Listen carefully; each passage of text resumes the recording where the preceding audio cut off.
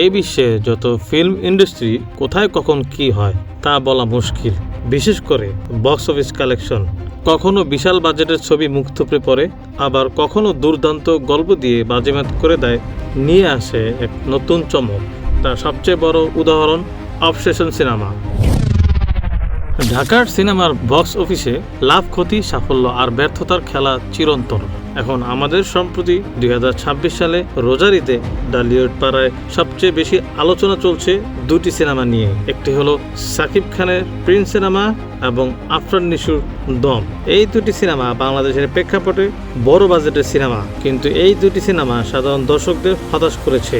একদিকে Prince cinema নিয়ে দর্শকদের চরম ক্ষোভ ও হতাশা দেখা দিয়েছে, কিন্তু অন্যদিকে দম কিছুটা প্রশংসা পেয়েছিল। তবে কোনো সিনেমাই ত্রুটিহীন নয়। আজ আমরা শুধু প্রিন্সের ব্যর্থতা নয়, বরং দম সিনেমার কিছু দুর্বলতা নিয়েও কথা বলবো এবং জানার চেষ্টা করব এই সিনেমাগুলোর পিছনের কারিগর তথা পরিচালকের ভীষণ এবং তাদের কাজের ইচ্ছাশক্তি। সেই সাথে দেখে নিব এই দুই তারকার আগের কিছু ব্লকবাস্টার ও প্রশংসিত কাজ। তাহলে বুঝতেই পারছেন আজকে আমরা কোন বিষয় নিয়ে কথা বলবো। তাহলে আর বেশি কথা না বাড়িয়ে শুরু করা যাক আজকের নতুন পর্ব। আজকে আমরা প্রিন্স এবং দম সিনেমার শুরু করার পূর্বে কিছু বিষয় নিয়ে কথা বলবো, যেখানে উল্লেখযোগ্য হলো সাকিব খান বাংলা ফিল্ম ইন্ডাস্ট্রিতে 27 বছর যাবৎ কাজ করছেন। তার কাজের পরিধি এবং অভিজ্ঞতা অনেক বেশি।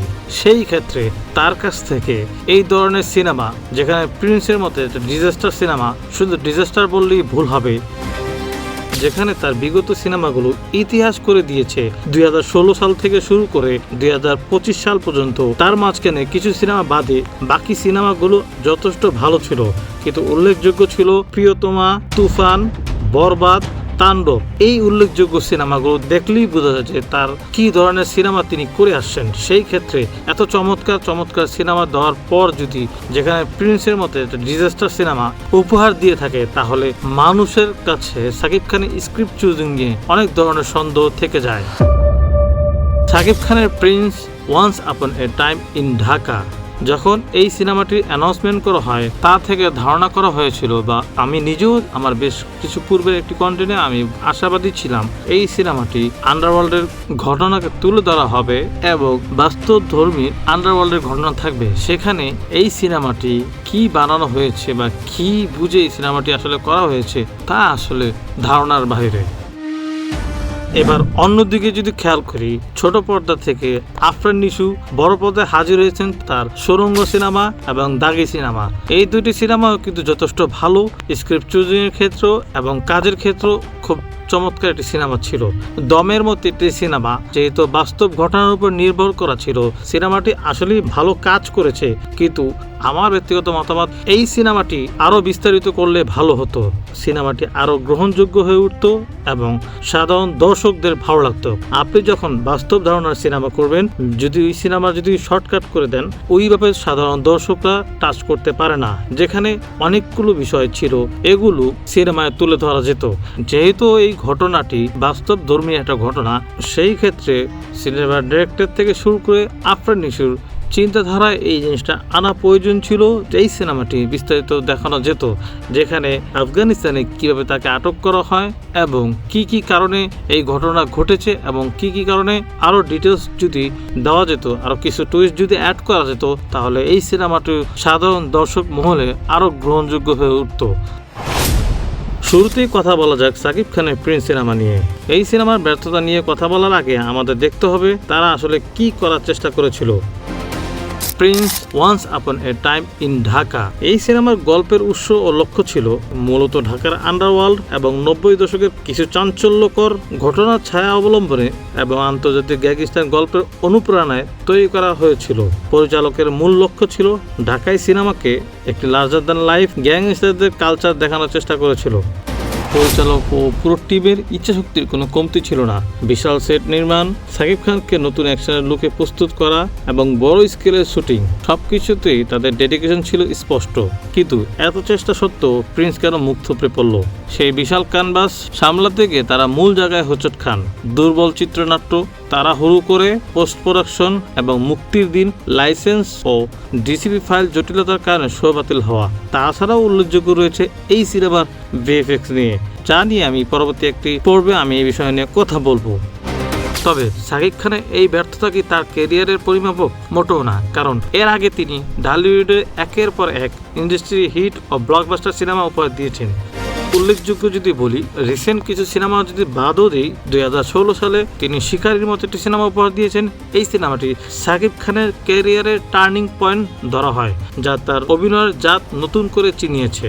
তাছাড়া উল্লেখযোগ্য 2017 সালে নবাব সিনেমা, যা ভারত বাংলাদেশের যৌথ প্রযোজনায়। এই সিনেমাটি শাকিব খানের অভিনয় এবং স্টাইলিশ লুক সাধারণ দর্শকদের মাঝে এবং এই সিনেমাটি ব্লকবাস্টার সাড়া ফেলেছিল।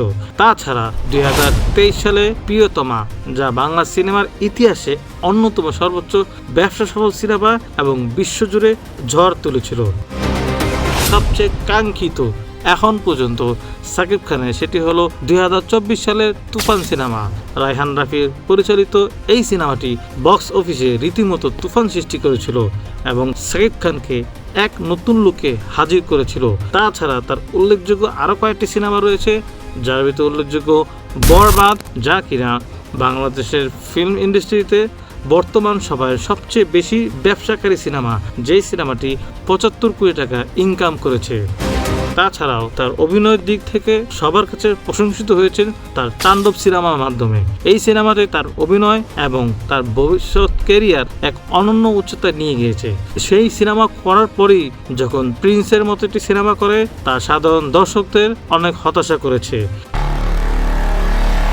এখন আসা যাক রেদওয়ান রনির পরিচালিত এবং আফরান নিশো অভিনীত দম সিনেমাটি। দম কোনো কাল্পনিক গল্প নয়। 2008 সালে আফগানিস্তানে তালেবানদের হাতে অপহৃত এক বাংলাদেশি শ্বাসরুদ্ধকর বেঁচে ফেরার সত্য ঘটনা অবলম্বনে এটি নির্মিত। রেদওয়ান রনির যে আত্মবিশ্বাস ও ইচ্ছাশক্তি, তা পর্দার প্রতিটি ফ্রেমে ফুটে উঠেছিল। আফগানিস্তানের রুক্ষ পরিবেশ নিখুঁতভাবে ফুটিয়ে তুলতে পরিচালক ও তার টিমের ডেডিকেশন ছিল অভাবনীয়। সিনেমাটির সিনেমাটোগ্রাফি এবং আফরান নিশোর ডেডিকেশন ও অনবদ্য অভিনয় দর্শকদের মুগ্ধ করেছে। কিন্তু নিখুঁত প্রশংসার আড়ালেও দম সিনেমাটির কিছু নেতিবাচক দিক বা সমালোচনাও দর্শকদের মধ্যে তৈরি হয়েছে। তার মূল কারণ ধীরগতি, স্লো পেজিং। বাস্তবসম্মত করতে গিয়ে সিনেমার বিশেষ করে দ্বিতীয় বা মধ্যভাগের গল্প বলাটা কিছুটা ধীরগতির লেগেছে, যা সাধারণ সিনেমা প্রেমিক দর্শকদের মাঝে কিছুটা একঘেয়ে মনে হয়েছে। সিনেমাটির যখন অ্যানাউন্সমেন্ট করা হয়েছে, তখন থেকে অনেকে ধারণা করেছে আফরান নিশোর এই সিনেমায় কিছুটা হলো অ্যাকশন দেখা যাবে, যার ফলে এই সিনেমা নিয়েও বেশ কিছু মানুষের ভিতর সমালোচনা সৃষ্টি হয়েছে। দম সিনেমায় তিনি যেমনই করুক, বড় পর্দায় নিজের অভিনয় দক্ষতা ও গ্রহণযোগ্যতা অলরেডি প্রমাণিত। এর আগেও তিনি বড় পর্দায় দারুণ দুটি কাজ দিয়ে দর্শকদের মন জয় করেছে। তার ভিতর সবচেয়ে উল্লেখযোগ্য 2023 সালের সুড়ঙ্গ সিনেমা। বড় পর্দায় আফরান নিশোর ডেবিউ সিনেমা ছিল এই সুড়ঙ্গ সিনেমা। এটি ছিল একটি ব্লকবাস্টার সিনেমা। একজন সাধারণ মানুষের অপরাধী হয়ে ওঠার এই গল্পে তার অভিনয় ছিল দেখার মতো। অন্যদিকে তার উল্লেখযোগ্য সিনেমা ছিল দাগি। বড় পর্দায় আফরান নিশোর আরেকটি অত্যন্ত শক্তিশালী ও প্রশংসিত কাজ। এই সিনেমাটি তার অভিনয় দক্ষতা এবং চরিত্রের বৈচিত্র্য দর্শকদের মাঝে দারুণ সাড়া ফেলেছিল, যা প্রমাণ করে বড় পর্দার নায়ক হিসেবে তিনি কতটা পারফেক্ট। এখন আসা যাক আমার মতামত। প্রথমত শাকিব খানের বিষয় নিয়ে কথা বলবো, যেখানে তিনি বিগত 3-4 বছর এত চমৎকার কিছু সিনেমা দেওয়ার পর সেখানে তিনি প্রিন্সের মতো সিনেমার স্ক্রিপ্ট যেখানে চয়েস করে, সেটা আসলে সাধারণ দর্শকদের মনে প্রশ্ন জাগে। শাকিব খান তার স্ক্রিপ্ট চুজিং এর বিষয়ে কতটা গুরুত্ব সহিত দেখেন নাকি না। অন্যদিকে আফরান নিশোর তিনি বিগত যে 3টি সিনেমা করেছেন, 3টি একই ধরনের। তার স্ক্রিপ্ট চুজিং এর বিষয়ে তারও বেশ সচেতনভাবে কাজ করতে হবে, কারণ এই মুহূর্তে আফরান নিশোর কাছ থেকে অনেকেই দাবি করছে যে কমার্শিয়াল সিনেমার মতো তিনিও কিছুটা অ্যাকশনধর্মী এবং অন্যান্য বিষয়ের উপর নজর দিবে। তাহলে আজকের মতো বিদায় নিচ্ছি। ভালো থাকবেন, সুস্থ থাকবেন এবং পরিবারকে ভালোবাসবেন। এখনই আমার চ্যানেলটি যারা সাবস্ক্রাইব করেননি, এখনই সাবস্ক্রাইব করুন এবং আমার ফেসবুকটি ফলো করুন। তাহলে দেখা হচ্ছে পরের পর্বে। সেই পর্বে আমরা কথা বলবো আরিফিন শুভকে পারফেক্টভাবে ব্যবহার করলে এই মুহূর্তে সাকিবের পাশে যদি কাউকে দাঁড় করা যায়, সে একমাত্র যোগ্য ব্যক্তি এই আরিফিন শুভ। কিন্তু কোনো একটি অদৃশ্য শক্তির কারণে আরিফিন শুভকে ওই ধরনের সিনেমা এবং কাজে তাকে দেখা যায় না, অথচ তাকে দিয়ে সব ধরনের কাজ করানো সম্ভব। তাহলে কথা হচ্ছে পরের পর্বে, ততক্ষণের জন্য চোখ রাখুন ফ্লপ স্টার চ্যানেলে।